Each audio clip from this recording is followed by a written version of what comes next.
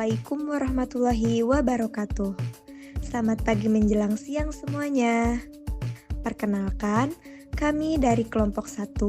Di sini kami akan membahas mengenai teori perkembangan asam dan basa. Apa sih asam dan basa itu? Nah, jadi pengertian asam basa. Asam dan basa adalah larutan elektrolit yang dikenal dengan ciri khasnya, seperti asam yang memiliki rasa masam dan basa yang memiliki rasa pahit. Asam dan basa pengertian menurut Kamus Besar Bahasa Indonesia, asam adalah zat yang dapat memberikan proton, zat yang dapat membentuk ikatan kovalen dengan menerima sepasang elektron. Sedangkan, basa adalah senyawa yang cenderung menyumbangkan sepasang elektron untuk dipakai bersama-sama dan menerima proton. Sementara itu, istilah asam acid berasal dari bahasa Latin yaitu acetum yang artinya cuka, lalu basa alkali berasal dari Arab yang artinya abu. Basa banyak dijumpai dalam pembuatan sabun. Seperti yang kita ketahui di zaman dahulu banyak ibu rumah tangga yang menggunakan abu untuk mencuci piring. Nah, jadi itu adalah pengertian dari asam dan basa. Nah, teman-teman, selanjutnya ada teori asam dan basa menurut 3 ilmuwan terpopuler. Teori Arrhenius, asam basa Arrhenius menyatakan bahwa asam adalah zat yang apabila dilarutkan dalam air akan menghasilkan ion H+. Dalam larutan dan basa adalah zat yang apabila dilarutkan dalam air akan menghasilkan ion OH dalam larutan. Dari pengertian tersebut bisa disebutkan ciri khas asam adalah apabila dalam pelarut air, zat akan mengion menjadi hidrogen dengan muatan positif, dan ion yang bermuatan negatif tersebut adalah sisa asam. Lalu, ciri khas basa adalah apabila dalam pelarut air, zat akan mengion menjadi ion hidroksida yang muatannya negatif. Teori Bronsted-Lowry. Teori asam basa menurut Bronsted-Lowry didefinisikan berdasarkan kemampuan donor atau menerima reseptor proton ion H+. Senyawa yang bertindak sebagai asam basa Bronsted-Lowry disebut amphoter.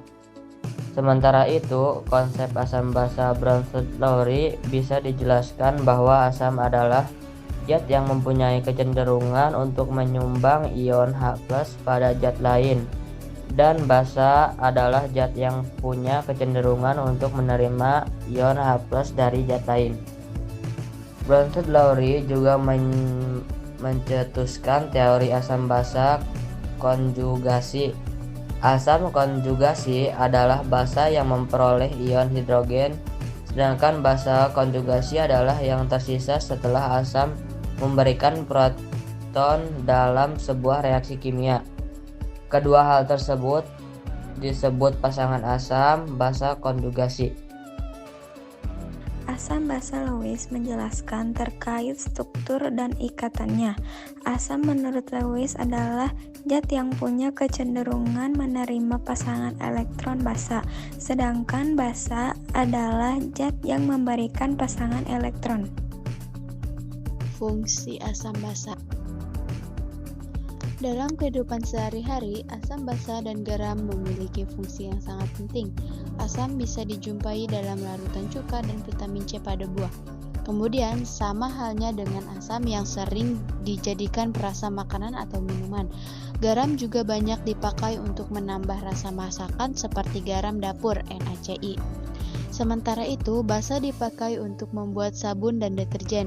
Basa juga bisa dipakai sebagai pereda nyeri lambung (MGOH). Dan selanjutnya ada ciri-ciri asam basa.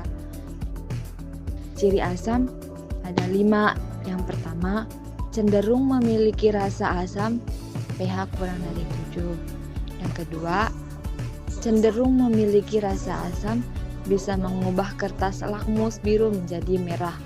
Yang ketiga, memiliki sifat elektrolit dan dapat menghantarkan listrik. Yang keempat, bisa menghasilkan gas hidrogen saat bereaksi dengan unsur atau senyawa logam. Yang terakhir yaitu asam bisa menghasilkan ion H+ bila dilarutkan ke air. Dan selanjutnya ada ciri basa, ada 6. Yang pertama, cenderung memiliki rasa pahit, pH lebih dari 7.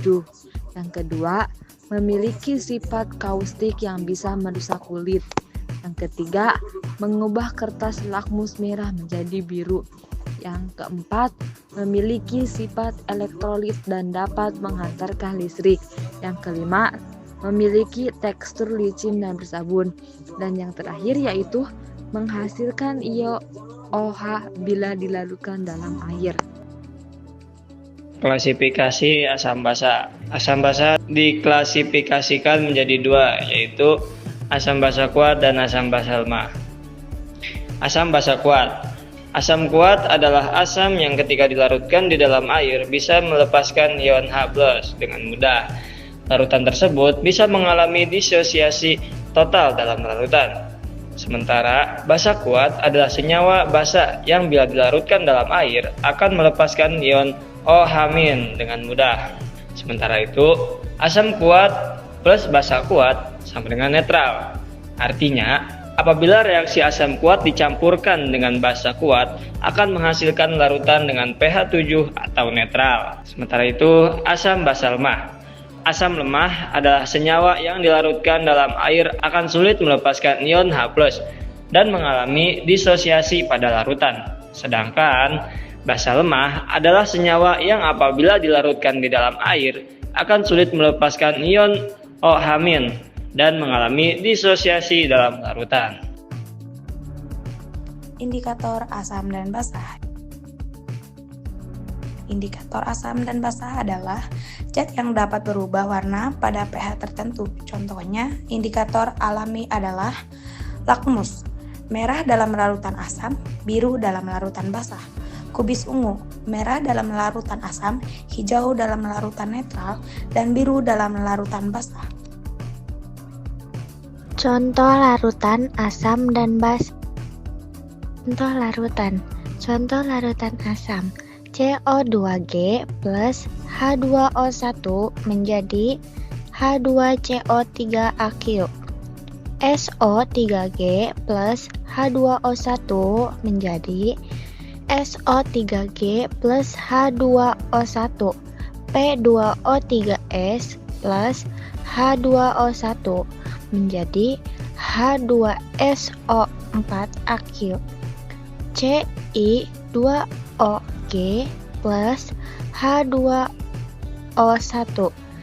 P2O3S plus H2O1. Contoh larutan basa. Na2OS plus H2O1. 2NaOH AQ.